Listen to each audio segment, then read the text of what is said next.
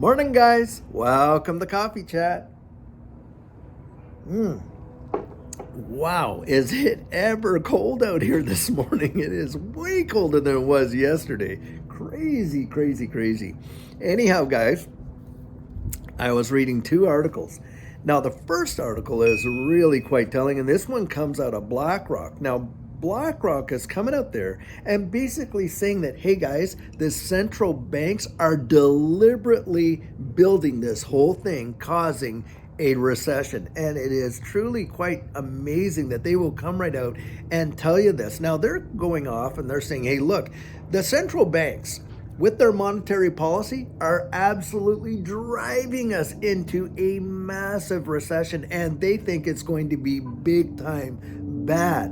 And on top of that, they're saying, hey, look, if you want to hedge yourself against this, then get into real estate, get into some of these other things over here, da da da da da. And what they're really doing is coming out there and they're giving all of their stock picks and different things that they think will insulate an investor and da da da da da. Now, for me, I always take these articles in this way with a grain of salt, because I know in this marketplace, with the psychology of a market, a lot of these things get really talked down. We're on the bottom in a bear market, and there's a lot of fear, uncertainty, and doubt that is so fed into the market. And a lot of people believe that. They don't buy into various things, and they don't go out there and take risks. They become extremely timid. And what ends up happening when you're talking about like the big players, they're out there accumulating like crazy. And then when it starts going up and you get to the very top, they're like, wow, you need to be getting in and you need to be buying and all this, while they're selling.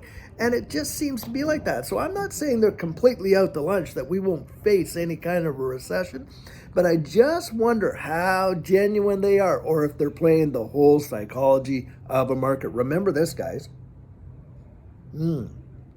It is called the Wall Street cheat sheet, not the Main Street cheat sheet. Now, that is just how I feel about it. And they've done this time after time after time, and it has worked every time. So believe you me, they are absolute experts at it. So I guess we're going to see how this all plays out with that.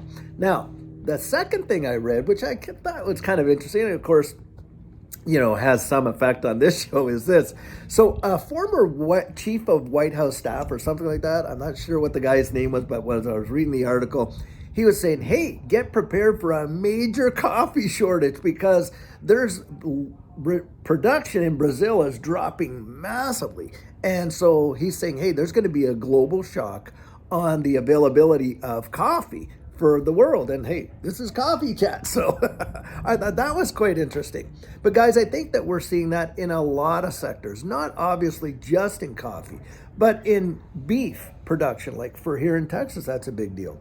I just had an article maybe about 3 or 4 weeks ago about UK farmers coming out there and warning the government and the people that, hey, look, our feed prices are so high that, we're not able to actually maintain the level of stock that we did before, and our livestock populations are diminishing, and you're not going to see the same level of products in the grocery stores that you saw before.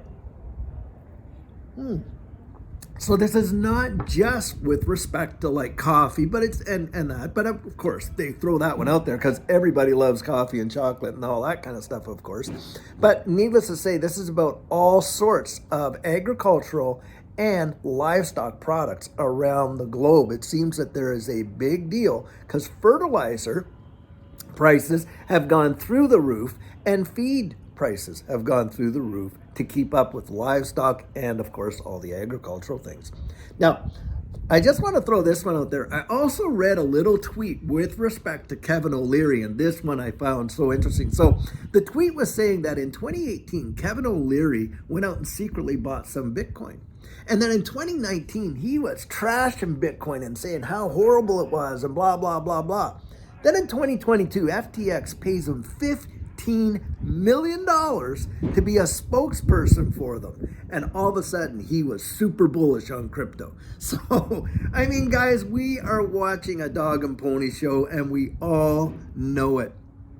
And it is just hilarious to see. And this whole FTX thing, I think when this thing blows up completely wide open, a lot of folks are going to get exposed. So, hey, now I wanted to address something here because it is like freezing out. And the other day, someone said, hey, man, it looks like, you're on a green screen because everything's shaking out there. The reason it's shaking, man, is because I'm shivering like Linus in the pumpkin patch and I'm holding my phone here in my hand, and that's what's shaking. In fact, I remember a while back, maybe about a few months back, another person had said the same thing. So I walked right back to the tree line there and walked up from the tree line out to my house to show them, hey, look, man, I really do live here. But, people have crazy thoughts. And so that's the way it is. There's that. And guys, I want to throw this out there too. You have been a fantastic community. We have an amazing community. I've read the comments. I read every comment. I put a thumbs up and a heart. Now, the ones that don't get through, obviously, are the ones that attack other people, slander other people, all kinds of bad, negative stuff. And of course, all the WhatsApps and the, all those AMC ones and, all the bots, they get like taken care of before they even hit the channel. But everything else gets through, whether you agree with me or not. That's okay. I don't have a problem with that because I love open debate and having those kind of things talked about. So, hey, that's great. Now, we are almost at 15,000 subscribers. Literally, I think we only have about 1,300 to go, and I'm hoping that we hit that target in December. And every 5,000 subscribers, we do a live stream, and we celebrate that together because we're a community. No one succeeds in isolation, guys, and I value you, each and every one of you, very much. And so I just want to throw that out there that hopefully we'll be able to do one before Christmas, and that would be fantastic. Well, guys, it's Friday, and Friday means that it's the weekend, and we spend that with our friends and family. We don't issue videos on the weekend unless something major breaks out, but otherwise we don't do that. And I sure hope that this weekend you get to spend time with your friends and family. Now, I've got a great video planned for us later on today, and until then, guys, I hope you have a great Friday and take care.